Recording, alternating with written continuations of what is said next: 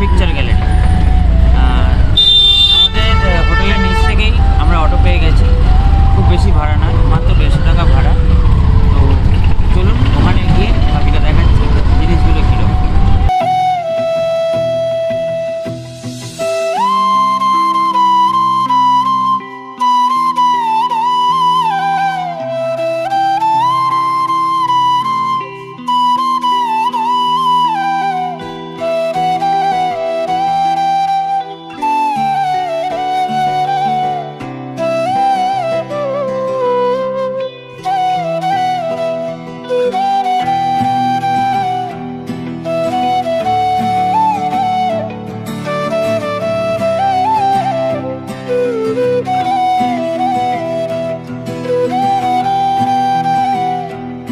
রুমি দরওয়াজা এবং কখনো কখনো তুর্কি গেট নামেও পরিচিত উত্তরপ্রদেশ, ভারতের লখনৌতে একটি প্রবেশদ্বার যা নবাব আশরাফ উদ দৌলা 1784 সালে নির্মাণ করেছিলেন।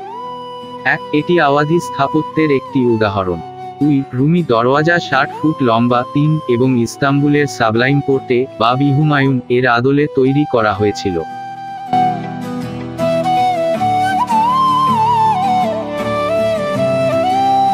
হুসাইনাবাদ ঘড়ি টাওয়ার, যা লখনৌ, ভারতের একটি গুরুত্বপূর্ণ চিহ্ন। এটি নবাব নসিরুদ্দিন হায়দারের রাজদারে 1827 থেকে 1837 সালে নির্মাণ করা হয়েছিল এবং এটি এলাকার ঐতিহাসিক অধিকার এবং স্থাপত্য ঐতিহ্যের সাক্ষী হিসাবে অবদান রয়েছে। টাওয়ারটি স্যার জর্জ কুপারের আগমনের উদ্দেশ্যে নির্মাণ করা হয়েছিল, যিনি সে সময়ে উত্তর পশ্চিম প্রদেশের লেফটেন্যান্ট গভর্নর ছিলেন। ঘড়ি টাওয়ারটি একটি প্রভাবশালী গঠন, কেবল সময়সূচির যন্ত্র হিসাবে নয়, বরং নবাবী যুগের মহিমা এবং সুসংস্কৃতির প্রতীক হিসাবেও দাখিল করে। এর নির্মাণে বৃহত্তর নির্মাণ ব্যয় অন্তর্ভুক্ত ছিল, যার আনুমানিক মূল্য 1.75 লাখ টাকা ছিল। সেই সময়ে এটি গুরুত্বপূর্ণ একটি পরিমাণ। বর্তমানে হুসাইনাবাদ ঘড়ি টাওয়ারটি ভিজিটরদের আকর্ষণ করছে এবং লখনৌর প্রাচীন ইতিহাস এবং স্থাপত্য অবিস্মরণীয় বিস্ময়ের স্মৃতিতে একটি চিহ্ন হিসাবে দাঁড়ায়। সাতখানা শব্দটি লিটারালি 7 তলা সূচিত করে। এই টাওয়ারটি 1842 সালে নবাব মুহাম্মদ আলী শাহ দ্বারা নির্মিত হয়েছিল। মূলত একটি 30 মিটার উচ্চতার 7 তলা টাওয়ার নির্মাণের পরিকল্পনা ছিল, কিন্তু নবাব মুহাম্মদ আলী শাহের অসাময়িক মৃত্যুর পরে নির্মাণ কাজটি বাতিল করা হয়েছিল। তখন মাত্র 4 তলা পর্যন্ত শেষ করা হতো। সাতখানা, যদিও অসম্পূর্ণ, মুঘল, গ্রিক এবং ফরাসি স্থাপত্যের ধনী বৈশিষ্ট্যগুলি একত্রে সংযুক্ত করে নির্মিত হয়েছিল। টাওয়ারের স্থাপত্য উপস্থাপনা আশের পিসা এবং দিল্লির কুতুব মিনারের কিছুটা প্রভাবিত মনে হয়। হুসাইনাবাদ পিকচার গ্যালারি প্রাথমিকভাবে বারাদারি নামে পরিচিত ছিল, যা 12টি দরজার সম্পন্ন অনুবাদ করা যায়। এটি লখনৌয়ে একটি জনপ্রিয় পর্যটক আকর্ষণ, যেখানে চিত্রকলা এবং ইতিহাসে উৎসাহী মানুষদের মধ্যে খুব জনপ্রিয়। এই প্রসিদ্ধ গ্যালারিতে বিশেষভাবে ছবি, কার্যকলাপ এবং ছবিগুলির অসাধারণ বিস্তৃতি প্রদর্শিত হয়, যা এলাকার ধনী ঐতিহাসিক বেবরত রসিদ দেয়। গ্যালারিতে প্রারম্ভিকভাবে আওয়াধের নবাবদের জীবনের আকারের ছবি প্রদর্শিত হয়, যা 1882 থেকে 1885 সালের মধ্যে চিত্রিত হয়েছিল। তার আধ্যাত্মিক স্থাপত্য এবং শিল্পকলার সাথে হুসাইনাবাদ পিকচার গ্যালারি শহরের শিল্পীগত এবং সাংস্কৃতিক ঐতিহাসিক অধিকারের একটি সাক্ষী হিসেবে কাজ করে। গোমতীনগর সেতু।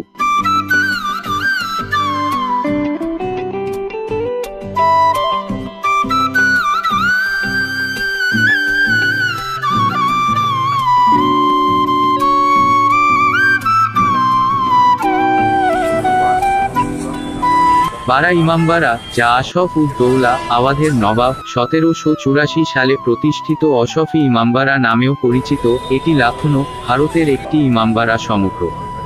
বারা মানে বড়। একটি ইমামবাড়া শিয়া মুসলিমদের জন্য আজাদারির উদ্দেশ্যে নির্মিত একটি স্তূপ। এই ইমামবাড়াটি নিজামত ইমামবাড়ার পরে দ্বিতীয় বৃহত্তম।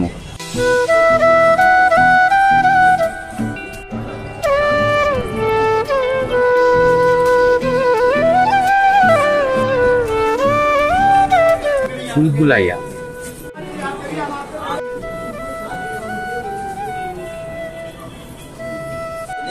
एक ही जैसे 4 रास्ते बने हुए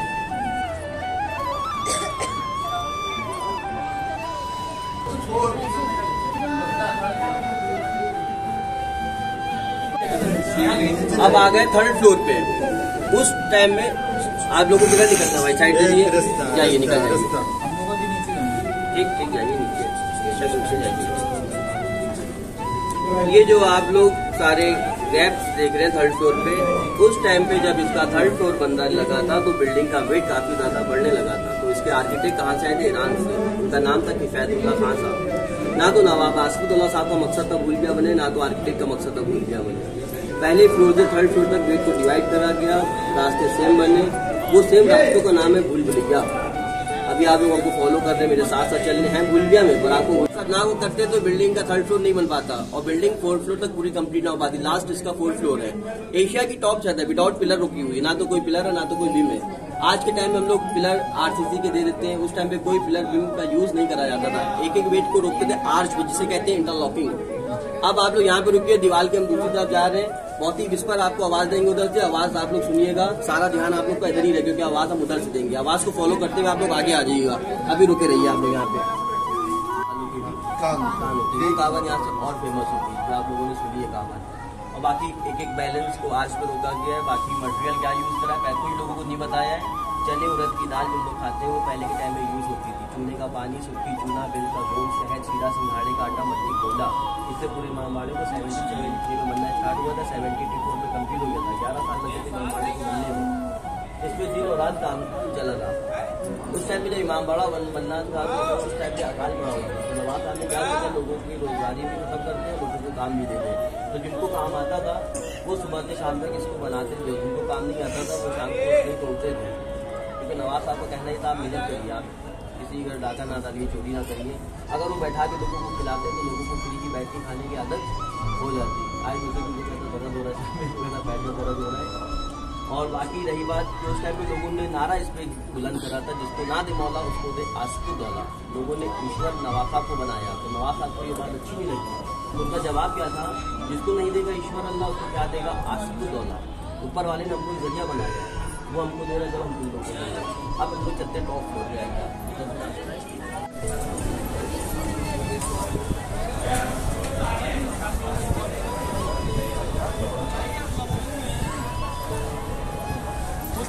से आप सामने देखेंगे बनी है जामा मस्जिद लखनऊ के अंदर भी। ये सामने बड़ो आशफी मस्जिद।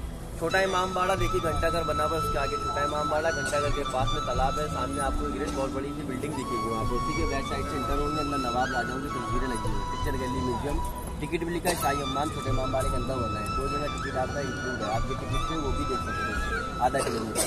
और ये मस्जिद बनी है, आप जिसने नहीं देखा वो रोड से आधा किलोमीटर छोटा इमाम।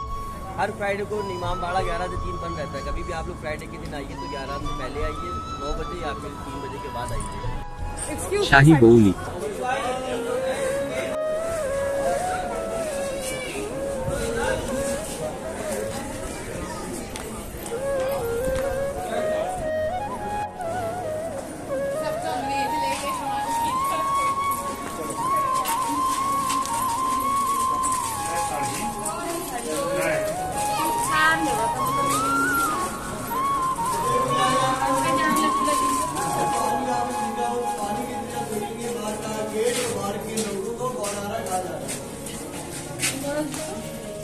ওই তলে যে জলটা আছে এখান থেকে তুমি দেখতে পারবে বাইরে কে যাওয়া আসা করছে।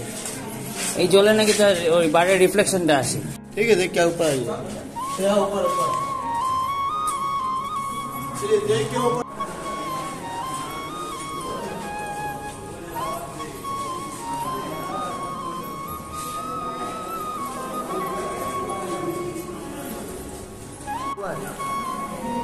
तो याद देखेंगे इस कुएं के अंदर खजाने की चाबी और पूरा बिल्डिंग का पूरा नक्शा लेकर पूरा उनका नाम था मेवाला रस होगी।